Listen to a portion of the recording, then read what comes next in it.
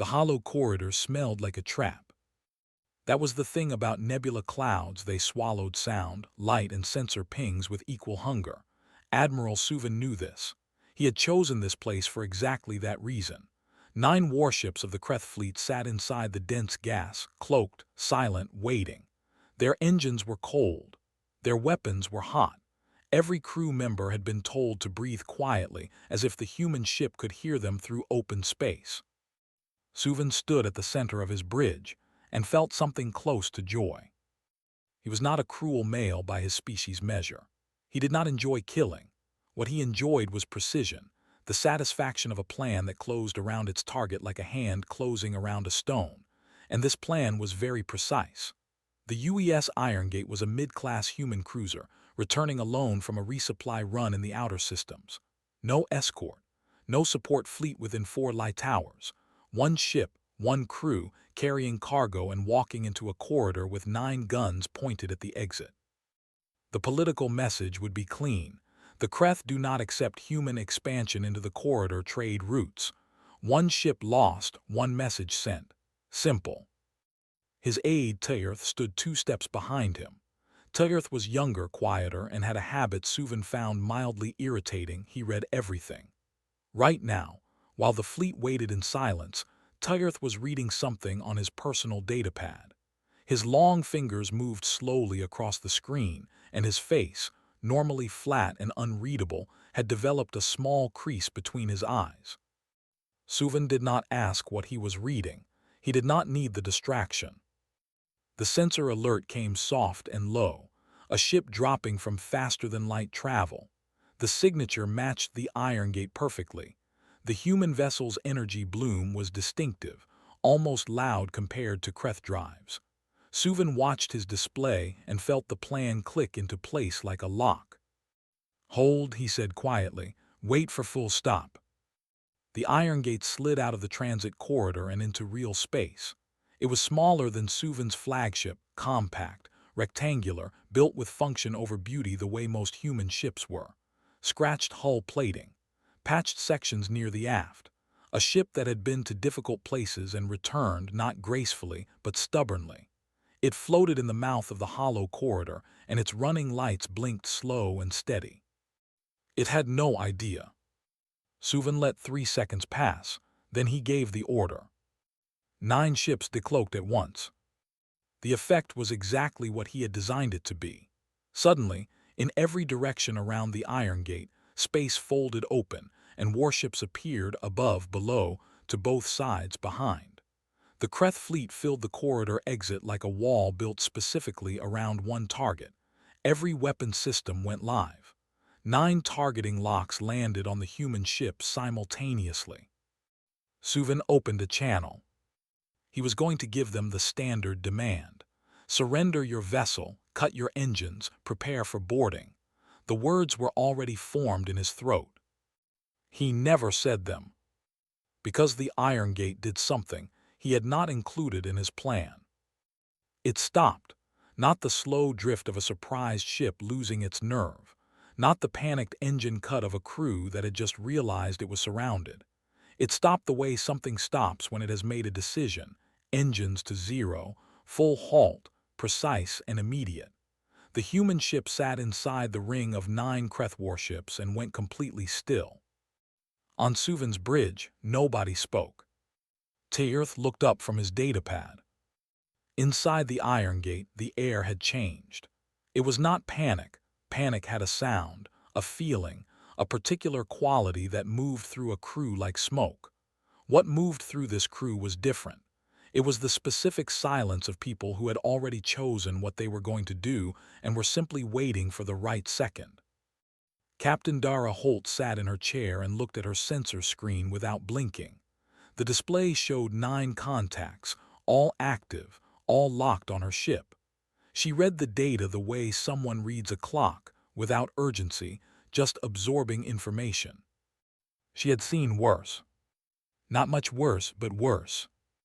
Lieutenant Ryo Strand stood at the tactical station to her left.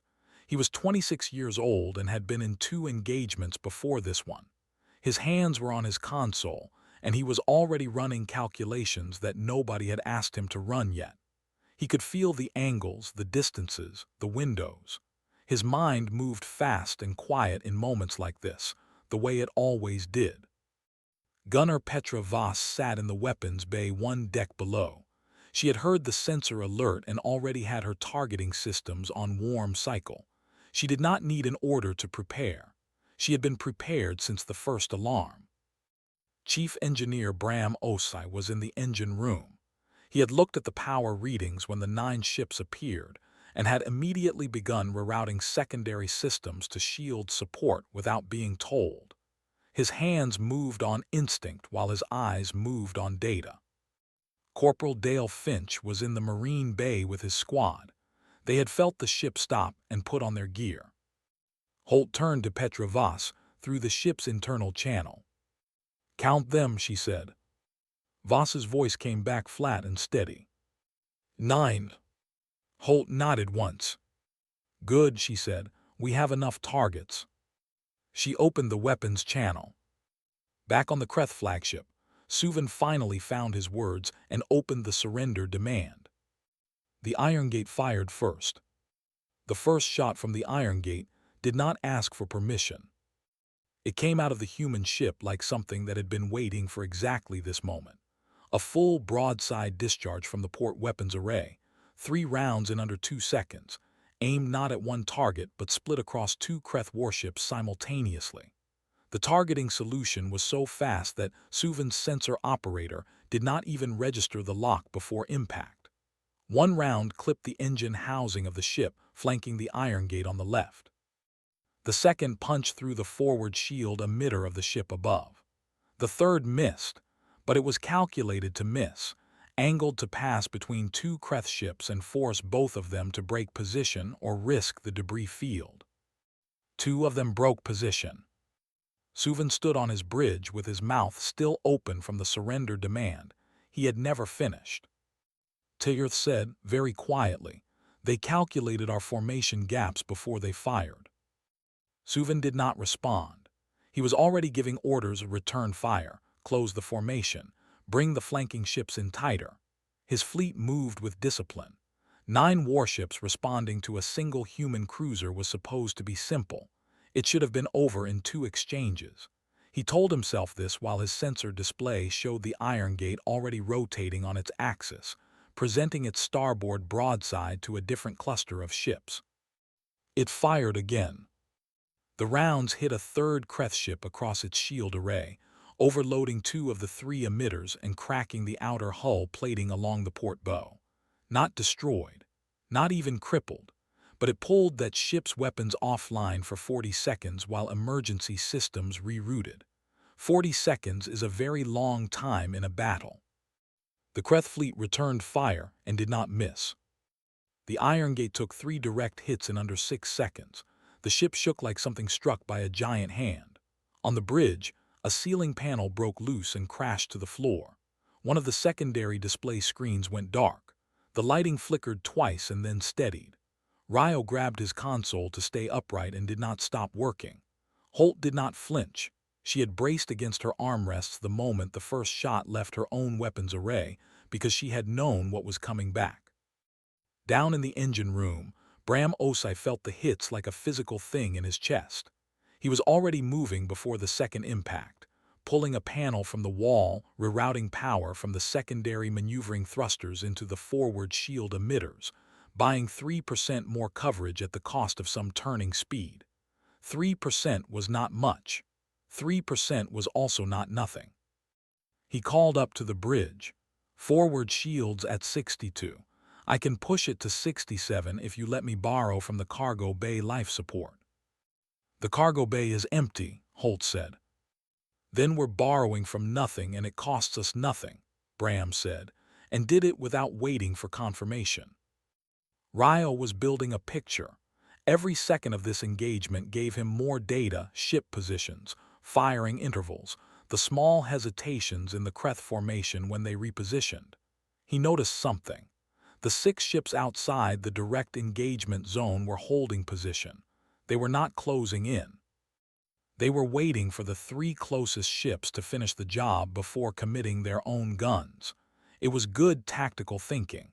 Keep your reserve intact. Let the forward ships do the work. It was also a gap. If we move toward the nebula on bearing 274, we thread between ships 4 and 5, Ryo said. They'll have to choose between following us in or staying out. And inside the cloud, Holt asked. Inside the cloud, their sensors are mostly decorative. Holt looked at her display for 1 second. Then she made the call. Petra, suppression fire on ships 4 and 5. I need them blinking for 15 seconds. Voss did not acknowledge verbally. The weapons array spoke for her. 2 rapid volleys, not aimed to destroy, but aimed to force the target ships into evasive maneuvers, disrupting their firing solutions while the Iron Gate began its move. The human cruiser pushed forward on a tight angle, hull angled to minimize the profile presented to the remaining guns, driving hard toward the edge of the nebula cloud. Suvin watched it happen and felt his perfect plan develop its first real crack. He ordered 3 ships to follow the Iron Gate into the nebula. The remaining 6 held the exit. He told himself this was still controlled. The human ship was running. Running ships did not win battles. Tayerth had put down his datapad. He was watching the display with both eyes, saying nothing. His expression was not afraid. It was something closer to the look of someone watching a fire and recognizing, very slowly, that it was bigger than the building they thought it was burning in. On the observation station 3 light minutes away, Ambassador Allur had been watching the engagement on a delayed feed. He had expected it to be over already. He turned to Elder Sova, who was sitting beside him with a cup of something warm and untouched. The human ship is moving into the cloud, Allur said, retreating. Sova did not look up from the display. No, the old historian said, choosing ground. Allur frowned. There is no ground in a nebula. Sova finally looked at him. There is if you know what you are doing. Inside the nebula, the Iron Gate disappeared into the gas. 3 Kreth warships followed it in. None of them came back out the same way they went in. Inside the nebula, the Iron Gate went dark. Not damaged dark by choice. Holt gave the order and Bram cut every non-essential system on the ship in under 90 seconds. External lights, non-combat sensors, crew deck heating, the secondary communication array, the navigation beacon. The Iron Gate became a dark metal shape drifting inside a cloud of ionized gas that was already playing tricks with every signal trying to move through it. From the outside, it was invisible. From the inside, it was cold and quiet, and the emergency lighting turned everything the color of old rust. The crew did not complain. They pulled on their thermal layers and kept working. Holt did not use the main display. She used a handheld unit that ran on shielded power and produced almost no readable emission. Ryo was beside her, doing calculations in his head and writing the key numbers on a physical pad with a stylus, the way cadets were still taught in the early training weeks before they trusted themselves entirely to computers. Both of them were quiet, the kind of quiet that comes from 2 people thinking hard in the same direction. The 3 Kreth warships that had followed them in were not quiet. Suvin's crews were disciplined, but they were not trained for this. Kreth tactical doctrine was built on open space engagements, long sight lines, clean sensor reads, coordinated formation fire. In the nebula, formation meant nothing because you could not see your formation partners. Their active sensors pinged continuously, looking for the human ship, and each ping broadcast their own position like a hand raised in a dark room. Ryo circled 2 positions on his pad and showed Holt. She looked at them for 2 seconds. She made 2 gestures with her fingers, old shipboard hand signals that the whole crew knew. Ryo relayed them down through the hardwired internal system to Petra Voss below, bypassing wireless entirely. Voss read them and said nothing out loud. She simply adjusted her targeting solution. The first shot was fired at minimal charge, enough energy to matter, not enough to produce a large emission bloom that would give away the Iron Gate's position afterward. It hit the lead Kreth ship at the joint between its engine nacelle and its main hull, not a killing blow, but a precise one. The nacelle cracked away from the housing at a 30-degree angle, and the resulting asymmetric thrust sent the ship spinning sideways. It tumbled into the gas cloud with its active sensors still pinging, broadcasting its own spiral like a distress call, and the second Kreth ship, unable to see clearly, moved to intercept its own fleetmate, getting both of them tangled in each other's sensor shadow. Two ships neutralized with one shot. Not destroyed, neutralized. There was a difference, and Holt understood it. The third Kreth ship was smarter. Its commander had cut active sensors after the first shot, going quiet. It was trying to play the same game. Holt gave it credit for that. She waited. The nebula gas moved in slow patterns around them, currents of charged particles drifting on gradients that had their own logic. Ryo had been mapping those currents since they entered the cloud. He tapped a spot on his pad, where the gas was thinnest, where a ship running cold would still have a faint thermal outline if you knew exactly where to look. They knew where to look. Voss fired once more. Clean hit across the third ship's bridge section. Not fatal, the shields absorbed most of it, but the blast interface feedback burned out the ship's primary targeting array and two of its three main sensor clusters. The ship could still move. It could not fight with any accuracy, and it could barely navigate. Its commander made the correct decision and began a slow withdrawal from the nebula. It broke back into open space and immediately hailed Suvan's flagship. The message was short. 3 words, translated from the Kreth military channel by the Iron Gate's passive intercept system, which Ryo was running on a separate shielded unit. He read the translation to Holt. "It is hunting." Holt looked at that for a moment. Then she looked at Ryo. "How long before the other 2 ships in there are maneuvering again?" "The spinner may be 20 minutes. The tangled pair longer if they don't get their drives untangled. Could be sitting there for an hour." "Good." Holt looked at her hand display.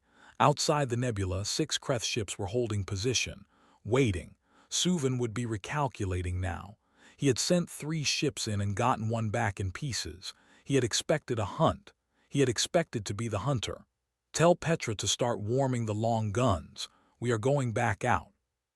Ryo paused. "Into 6 ships." "Into 6 ships," Holt confirmed. On the observation station, Ambassador Oliver had stopped drinking from his cup entirely. He was watching the edge of the nebula cloud on the delayed feed, watching the damaged Kreth ship emerge and limp back toward the fleet, and he could feel something he did not have a good word for in his language.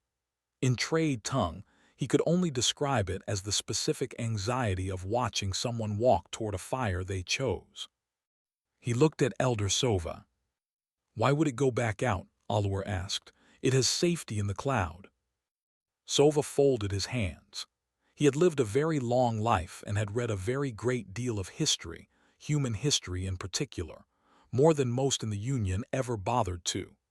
He had read about a species that had spent 100,000 years being hunted on a planet that wanted them dead, and had responded by becoming the most persistent hunters on that planet, and then on every planet they had ever found after. Because the cloud was never the goal, Sova said. The cloud was the preparation. The Iron Gate's lights came back on. All of them, running lights, forward array, the full engine bloom, loud and bright and visible from every direction.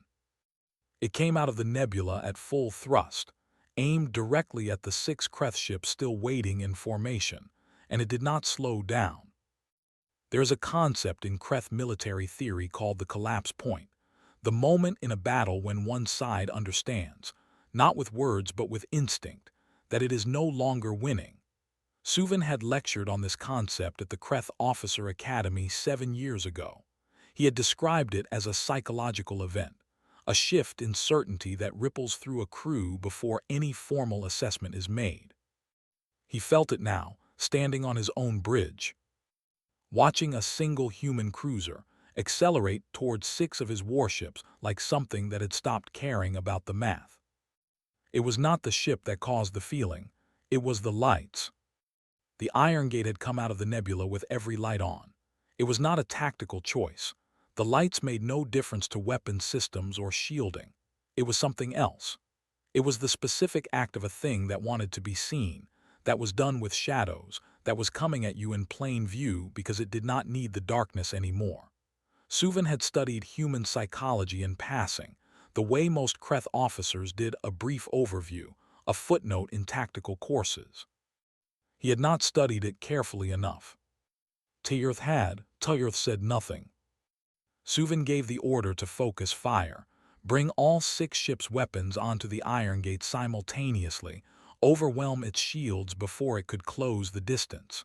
It was the correct order. His crews executed it well. The Iron Gate's shields took the impact and held. Not easily. The numbers on Bram's board dropped fast and he was already pulling power from systems he had been saving, burning through his reserve capacity. But they held, and the ship kept coming. Petra Voss was firing continuously now, not in careful single shots but in a sustained rhythm, working across the 6-ship formation like someone who had decided to finish a list and was going through it in order. Her first volley targeted the ship on the far right of the Kreth formation, hitting its shield emitters in the exact spot that engineering schematics, which human intelligence services had spent years gathering on Kreth vessel designs, identified as the weakest overlap point. The shields failed on that ship's port side. Her second volley went through the gap. The ship on the far right broke off. It was not destroyed, it was done fighting. Ryo was calling out vectors, distances, the windows between Kreth ships where clean shots existed for half-second intervals. He had a voice that did not rise in pitch under pressure, which Holt had always found useful, because she could hear him clearly without having to translate panic. He said numbers, and she moved the ship and Petra hit the openings he called. Ship 4 in the formation held its position too long, overcorrecting from an earlier evasive maneuver, and sat in a predictable arc for 3 seconds. 3 seconds was enough. 2 shots from the Iron Gate's forward guns hit its engine section, and it began venting drive plasma from a rupture in the containment housing. The crew shut down the drives before it became a critical failure, which saved their lives and also meant they were sitting still in the middle of a battle, which did not improve their situation greatly. 5 ships now, functioning. Suvin ordered the concentrated strike. He pulled 3 of his 5 remaining ships into a tight angle and directed every weapon at the Iron Gate's forward section, trying to collapse the shields in one area and break through to the hull underneath. It was a good call. The Iron Gate shook hard. A full section of the forward deck lost pressure, and the emergency bulkhead sealed it off. Something in the ceiling of the bridge came down and Ryo ducked under his console and came back up still holding his calculations pad, a cut above his eye bleeding slowly, which he ignored.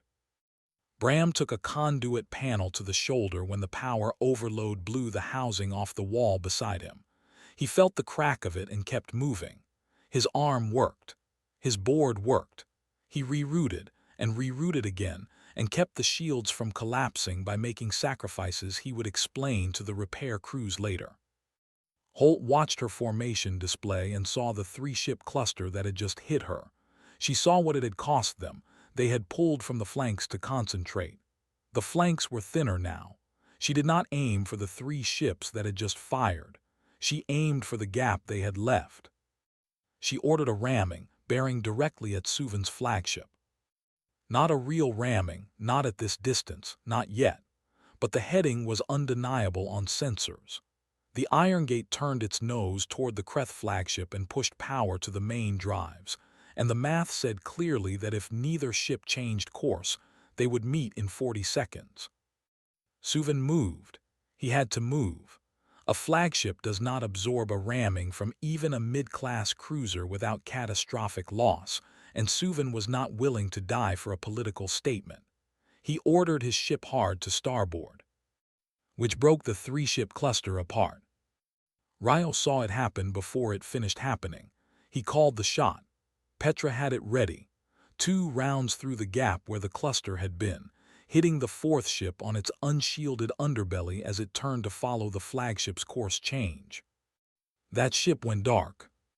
Suvin stared at his display. He had come in with 9 ships. He had 3 that could still fight. The human cruiser was damaged, he could see that, but it was still coming, still firing, still moving like something that had decided to keep going regardless of what the sensors said about its shield capacity. Teerth stood beside him and did not say anything for a long moment. Then he said, "Admiral, we are losing." Suvin did not answer, because Teerth was not wrong, and the worst part was not that they were losing. The worst part was that the human ship knew it too, and it did not look like it intended to stop before the math reached its conclusion. One of the dead Kreth ships was not dead. It was the vessel that had lost engine power in the earlier exchange, the one that had gone still while the battle moved around it. Its weapons were offline and its drives were cold, but its hull was intact and its life support was running, which meant the crew was alive inside it, sitting in the dark, waiting for the fight to end in one direction or another. Holt saw it on her display and made a decision that took about 4 seconds. She called the Marine Bay. Corporal Dale Finch picked up before the second tone. He and his squad had been suited and ready since the battle started. There was very little else to do in the Marine Bay during a space engagement except stay ready and listen to the ship take hits and not think too hard about what each impact meant. Finch was good at not thinking too hard. He had been doing it professionally for 8 years. "There is a disabled Kreth warship at bearing 041, Holt said. "Crew is alive. Ship cannot fight. I want prisoners. I want their navigation logs and their communications archive. I want to know who gave the order for this ambush, and I want proof that can stand in a Union court." Finch said, "How many crew?" "Sensor estimate is 40 to 60. And my squad is 12. "Yes. We've had worse odds." "I know, that is why I called you." The boarding craft left the Iron Gates Bay 6 minutes later, moving fast across the gap between the 2 ships. The Kreth vessel did not fire on it, had nothing to fire with, but that did not mean the boarding would be easy. Finch had done this before, and he understood that a crew willing to fight in corridors with no weapons advantage was a crew that had chosen to fight, which was the most dangerous kind. They cut through the airlock with a breach kit and went in. The Kreth interior was built for a species slightly taller than humans, with wider corridors but lower ceilings. An odd combination that meant Finch's squad could move freely, but had to angle their shoulders to pass through certain doorways. The lighting was emergency red, the same as any ship running on backup power. It smelled like ozone and something metallic that Finch's translator identified only as a stress-related pheromone release common in Kreth physiology. They were scared. That was fine. Scared was better than whatever came after scared when a species decided it had nothing to lose. The first Kreth soldiers they encountered were in the secondary corridor on Deck 2. 3 of them, armed with the handheld weapons equivalent of what humans would call sidearms, short range, low penetration, not designed for hull engagement. They fired. Finch's squad had hardened boarding armor and moved into cover in the time it took to register the first shot. Nobody on his side went down. Finch did not return fire. He used the loudspeaker on his helmet instead, running the words through the ship's own translation broadcast system that his tech specialist had found and patched into during the breach. "Your ship cannot fight and your fleet is retreating.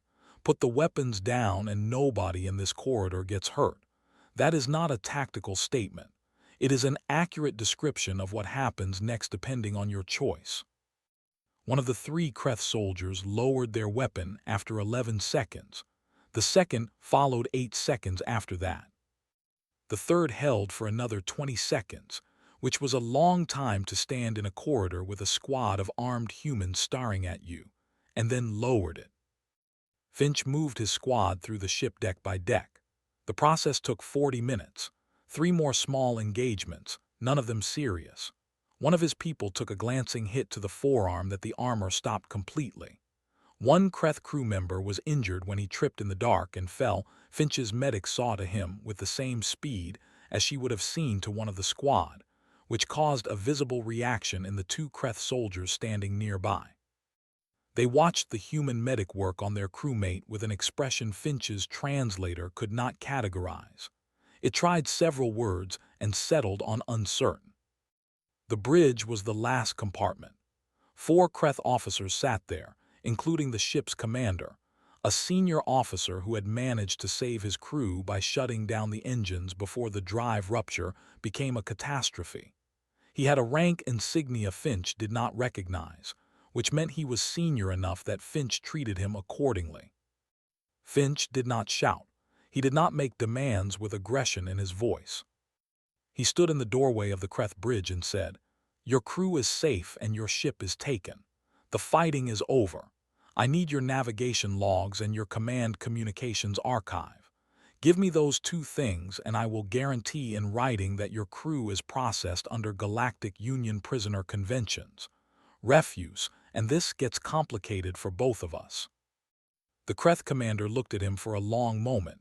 He was calculating, Finch could tell, running numbers on options, exits, leverage. There were no exits, there was no leverage, the numbers did not change. He accessed the archive himself and transferred the files. Back in open space, Suvan's 3 remaining functional warships had stopped firing. They were holding position, not retreating, but not advancing. Between them and the Iron Gate, there was a gap of silence filled only by drifting debris and the slow movement of gas from the nebula cloud. Suvan had opened a channel to the Galactic Union observation station. He was not asking for reinforcements. He was not threatening further action. He was asking for a ceasefire. Ambassador Oliver received the request and did not immediately respond. He sat looking at it on his screen for a moment. Then he looked at Elder Sova, who was standing at the viewport watching the battle display. "He wants a ceasefire," Oliver said. Sova turned from the viewport. He looked old and unsurprised and very tired in the way that people get tired not from lack of sleep, but from being right about things they wished they had been wrong about. "Tell him to ask the human captain," Sova said. "It is her ceasefire to grant or refuse, not ours." Holt granted the ceasefire. She did it without ceremony, opened the channel, said the words, closed it again. Then she turned to her bridge and said, "Damage report, full inventory. I want to know what we are flying and what we are dragging." What they were flying: main engines at 70%, shields at partial function, weapon systems intact. What they were dragging: a sealed forward section that had lost pressure, 14 internal systems offline or reduced, 1 corridor on Deck 3 that Bram had flooded with emergency sealant to stop a hull microfracture from becoming a hull fracture. What the crew was carrying: 4 wounded, 2 of them serious enough that the ship's medical bay had all 3 of its beds occupied. None dead. Holt wrote this in her battle report herself. She did not delegate the report.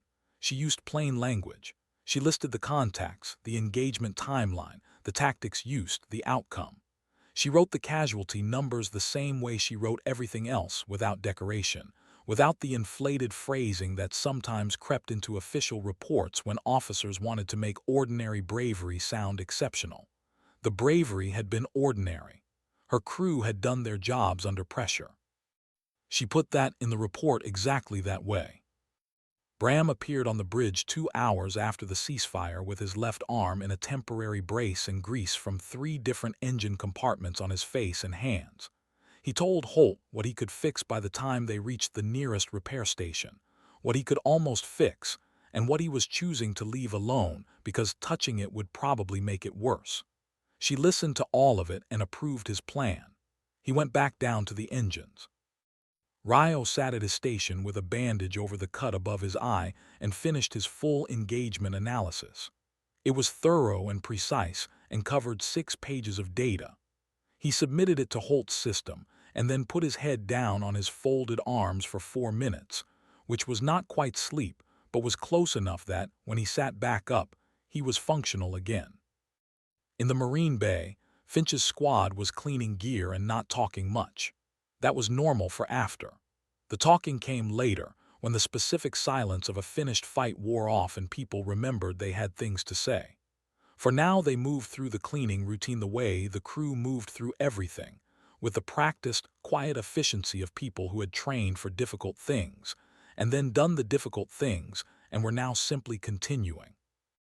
The Kreth prisoners from the boarded ship were held in the forward cargo hold, which was large and empty, and had its own life support.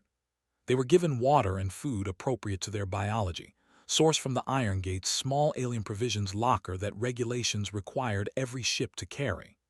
2 of Finch's Marines sat guard outside the door, present, visible, not aggressive. The Kreth commander had asked, through a translator, why the human medic had treated the injured crew member. Finch had said simply, that was what medics do. The commander had not responded. He had sat with that answer for a long time. The navigation logs and communications archive from the boarded ship went to Holt's secure system. She reviewed the key files. The ambush had been formally ordered through Kreth military command channels. There were names in those files, senior names, the kind of names that meant the Galactic Union Court would have something real to work with. She forwarded everything to Ambassador Allure. He received it on the observation station and spent 1 hour reading it. Then he opened a channel to the Union emergency session that was already being convened. The ambush had not gone quietly into the back records. Every species in the Union had access to the battle sensor logs, gathered from the observation station's passive arrays, from the Kreth ships themselves, from the Iron Gate's own external recorders. The footage was already moving through communication networks faster than Allure could track. In it, you could see a single mid-class human cruiser take on 9 warships, enter a nebula, disable 3 ships, emerge into open space, charge 6 more, board a vessel, and accept a ceasefire only after the fleet that had started the fight asked for one. Species watched it once and went quiet for a while. Then they watched it again. The Kreth Council was already in emergency session of its own. Admiral Suvin sat before a review board and had no good answers, because the good answers required a different outcome, and the outcome was what it was. Tuyerth gave testimony. He was asked what he had been reading during the ambush preparation. He said he had been reading the compiled engagement records of human vessels in contested space over the past 60 years. He was asked why. He said he had wanted to know what they were dealing with. He was asked what conclusion he had reached. He said that we were dealing with something that does not stop. The Union vote took 2 days to organize and 4 minutes to complete. The resolution was simple in language. No member state was to conduct unprovoked hostile action against registered human vessels in Union-adjacent space. The penalties were significant. The vote was unanimous. The Kreth Council's representative was the third to cast an affirmative vote. 3 weeks after the battle, when the Iron Gate had reached a repair station and the crew was on rotation leave, Ambassador Allure requested a direct channel to Captain Holt. She took the call from a chair in the station's common area, a drink on the table beside her that she had barely touched. Allure had met many species in his career. He considered himself a good reader of people. He looked at this human woman who had just fought 9 warships with 1 ship and won, and could not find the shape of the thing she was. She looked tired. She looked like someone who wanted to sit quietly for a while. She did not look like someone who had done anything extraordinary. He asked his question carefully. Why did you not retreat when you saw 9 ships? You had time, before the decloaks were complete, to attempt a return jump. Holt looked at him. The delay on the channel was small but present. We ran from nothing for a very long time, she said. Then we decided to stop. That was before we ever left our own planet. Out here is just more of the same. Allure sat with that after the channel closed. He found Elder Sova in the observation room, looking out at the stars the way old people sometimes did, like the stars were an argument they had been having with themselves for years. She said they decided to stop running, Oliver told him, before they even reached space, on their own planet. Yes, Sova said. What were they running from? Sova was quiet for a moment. Everything, he said. Their world tried to end them in every way a world can try. Disease, cold, predators drought each other for 100,000 years, and at some point they stopped trying to survive it and started trying to win it. He paused. They won it. Then they came out here. Oliver looked at the stars. The galaxy did not forget the hollow corridor. It added the name Iron Gate to every threat assessment filed after that day. Not with fear exactly, and not with hatred.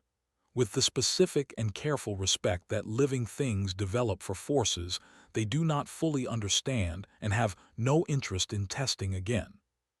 Somewhere in the archived records of that unanimous vote, a single line from Tayerth's testimony sat in the formal record, translated into 37 languages, cross-referenced in 12 independent historical databases. They do not stop. 3 words, clean and plain and exactly right. The galaxy kept them on file and did not forget.